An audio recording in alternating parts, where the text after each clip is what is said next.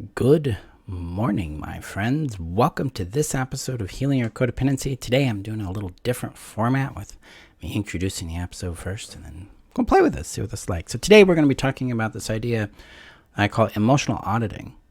Are you auditing the emotions you have to choose the right one and ignore the other ones? This is a big form of fixing, and it's a big form of disconnection from ourselves. So we're going to be talking about that today.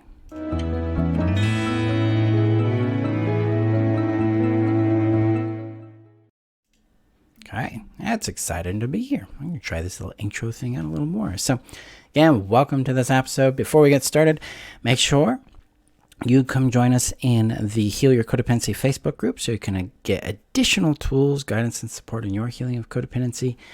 And if you're watching on YouTube, hit that subscribe button, hit that bell, and hit a comment below, as well as hit that like button. And if you're listening via podcast, thank you for listening via podcast. And if you want to, it's I'm on Google, Spotify, and Apple Podcasts. All right. So, are you auditing yourself emotionally? What do you even mean by that, Marshall? Well, emotional auditing is this practice of choosing the right feeling. Oh, I'm not supposed to feel this. I'm supposed to feel that would be the basic structure of an emotional audit. And that would show up as like, I'm not supposed to feel good about this. I'm supposed to feel bad about it. Oh, I think I should feel shameful because I upset them. Oh, I shouldn't feel good about what I just succeeded in. I didn't do it right enough. Those kind of things. I shouldn't be happy because they're sad. These are expressions of emotional auditing.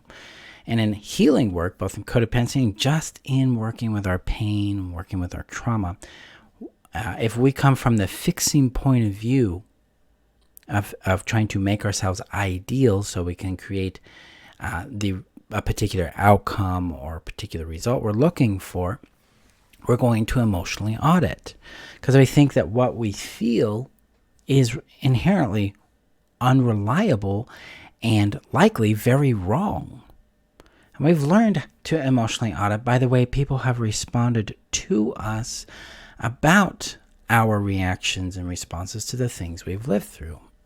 That will include the things we've liked, the things we didn't like, the boundaries we had, the feelings we had about what we've experienced. To be like, well, that's just dumb. Why would you feel that way about it? Or why would you like that? Or nobody feels that way. Nobody thinks that way about that thing. That kind of stuff.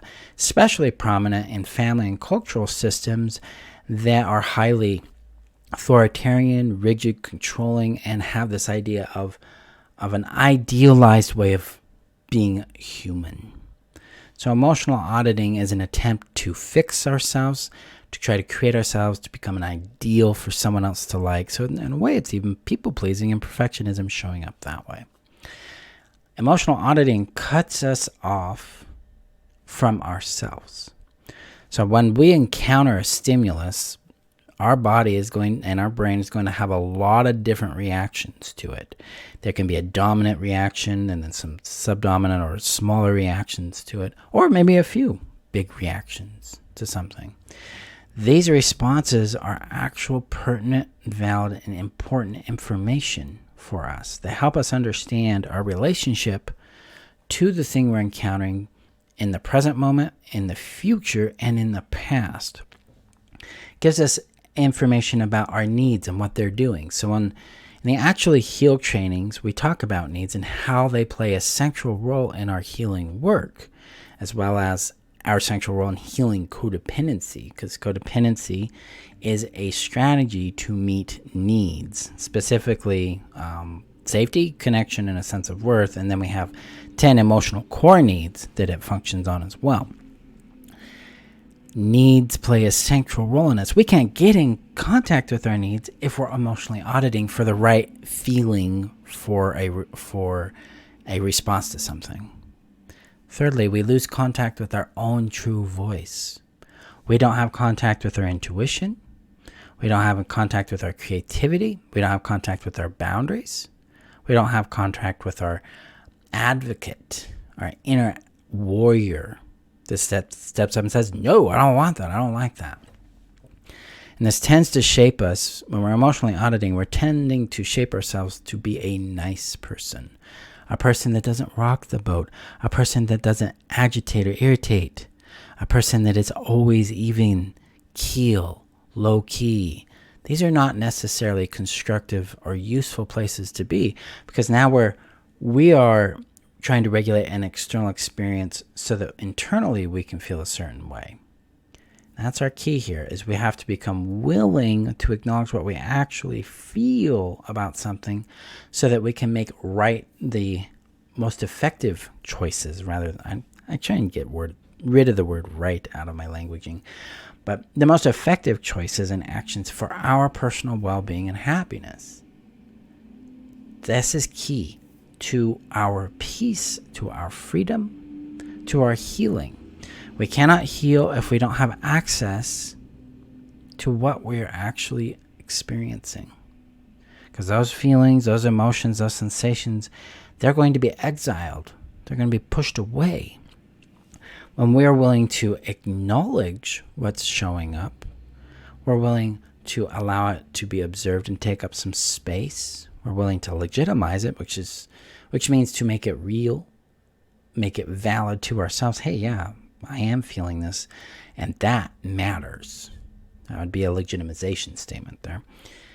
We're willing to bring in these experiences, these sensations, the things that we are going through and that we are feeling in response to them, what we're going through. Restores connection to ourselves. Gives us the ability to connect with and understand our own boundaries, needs, and wants, and our own voice and our own intuition.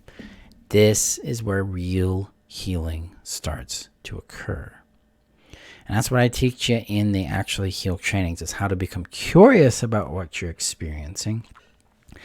And in that process, cultivate space so it's safe enough to feel what's coming up, process what's coming up. And then we start that processing through inquiry. What am I feeling? What's its shape? Where is its location? What's its characteristics? What is it trying to tell me? And then we bring in care through warm witness, holding a space, and through processing. You're going to learn how to process within yourself so you can be your own warm witness. And you're going to learn you're going to experience how it is to be processed with inside a safe, warm group. It's what we do in the Actually Heal trainings. Help you actually experience this so that you can create a reduction in your pain and eventually maybe even a resolution in that pain. So you can become more and more free to say no without the anxiety or the shame or the guilt, to take action towards the things that matter to you with less fear and definitely a lot less shame or guilt, to really know what you want so you can say yes to what you want and no to things you don't, so you can feel like, well, you can enjoy yourself and you can enjoy your life. It's what most people want, right? That's what we help you accomplish in the Actually Heal trainings. They start 9 days, so next Sunday, July 9th. Enrollment closes in 7 days. We've got 44 seats open. And we have the course-only option. Some of you have requested, so that's $297. Or you can get the course with the membership and get all the additional live support components, live practice sessions, live processing sessions with that, starting at $75 a month. So the link is above on Facebook, below on YouTube, and at my website at healyourcodependency.com to get enrolled there. My friends, if you're emotionally auditing yourself, what you got to do is acknowledge it. Hey, I'm auditing this. I'm trying to choose the right emotion because I think that's what's going to keep me safe. I think that's what's going to keep me connected. That might give me a sense of value. So let's acknowledge it. And then we just legitimize it too. It's like, yeah, this is what I'm trying to do to meet these needs. Then I'm going to invite you to observe it. Allow yourself to become the observer of this impulse to audit and choose the right emotion. And start to notice what else is there. Because there's a lot of pain that's asking for attention and care there.